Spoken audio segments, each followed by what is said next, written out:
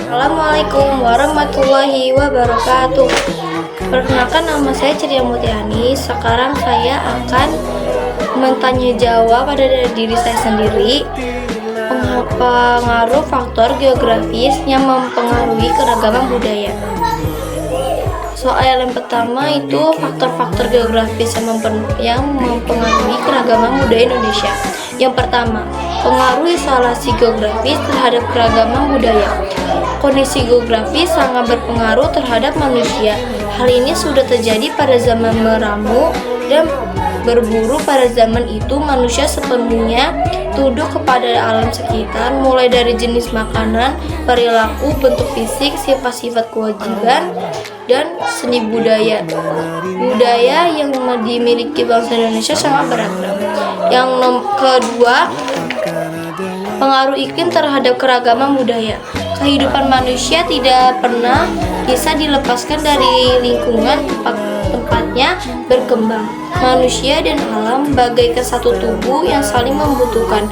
Manusia membutuhkan alam untuk tempatnya menetap dan menjalankan hidup, berkembang serta memenuhi kebutuhan hidupnya. Sedangkan alam membutuhkan manusia untuk memanfaatkan dan mengelola semua yang disediakannya dan tentu saja menjaga dan merawatnya. Yang ketiga, pengaruh letak geografi terhadap keragaman budaya. Letak geografis yang menguntungkan inilah yang menyebabkan Indonesia banyak dilalui bangsa asing yang melintasi Selat Malaka sebagai penghubung antara belahan bumi bagian barat dan timur pada saat itu. Hal itu meningkatkan peluang terjadinya pertukaran kebudayaan secara tidak langsung. Setelah terjadi proses interaksi dan sosialisasi, kehidupan nenek moyang kita yang kemudian berkembang menjadi berbagai suku bangsa terus mengalami perkembangan.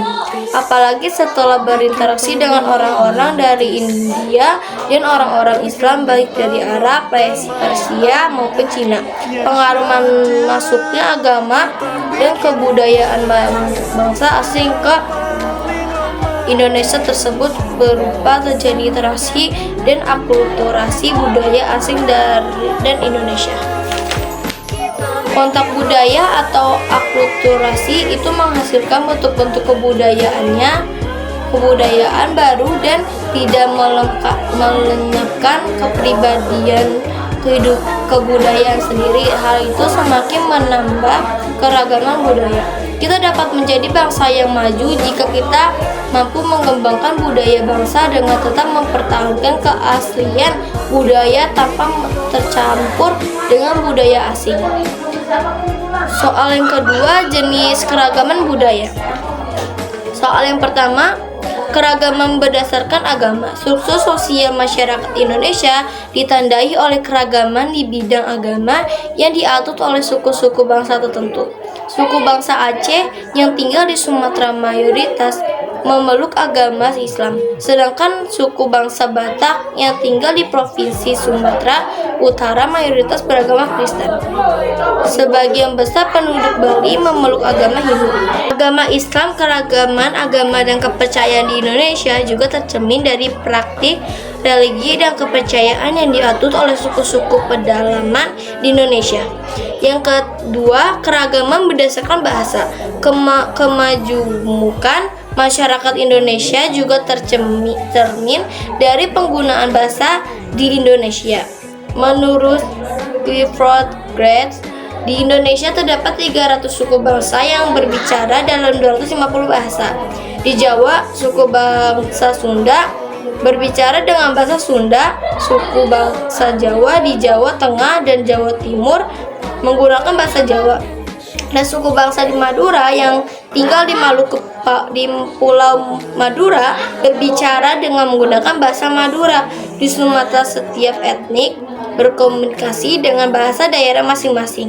Suku bangsa Melayu yang terdiri atas suku-suku bangsa Aceh, Batak, dan Melayu berbicara memakai bahasa daerah masing-masing. Di Provinsi Aceh terdapat 4 macam bahasa, yaitu Gayo Alas, Aneuk Jame, Tamiang, dan bahasa Aceh yang masing-masing penuturnya tidak dapat memahami penutur bahasa setempat lainnya.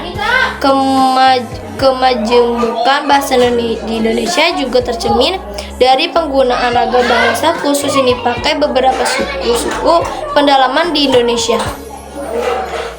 Yang ketiga, keragaman berdasarkan ras dan etnik. Menurut Soekmono 1998, masyarakat awal pada zaman Praksara yang datang pertama kali di Kepulauan Indonesia adalah ras Australoid sekitar 20.000 tahun yang lalu. Selanjutnya disusul kedatangan ras Melanosoid Negroid sekitar 10.000 tahun lalu.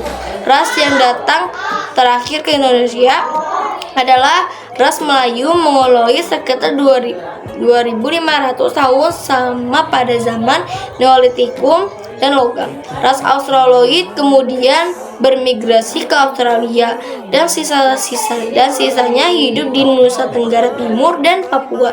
Ras Melanesia Mongoloid berkembang di Maluku dan Papua, sedangkan ras Melayu Mongoloid menyebar di Indonesia bagian barat. Ras tersebut tersebar dan membentuk berbagai suku bangsa di Indonesia. Yang keempat, keragaman berdasarkan budaya dan adat istiadat. Menurut Van Vollenhoven, masyarakat di Indonesia dikelompokkan menjadi 23 suku bangsa yang memiliki budaya dan adat yang berbeda-beda. 23 area kebudayaan tersebut antara lain: 1. Aceh, 2. Gayo Alas dan Batak, Nias dan Batu, Minangkabau, Mentawai, Sumatera Selatan, Enggano, Melayu, Bangka dan Belitung, Kalimantan, Sangir Tauhid, Gorontalo, Toraja, Sulawesi Selatan, Ternate, Ambon dan Maluku, Kepulauan Barat Daya, Irian, Timur, Bali dan Lombok, Jawa Tengah dan Jawa Timur, Surakarta dan Yogyakarta, serta Jawa Barat. Sekian tanya jawab dari saya. Wassalamualaikum warahmatullahi wabarakatuh.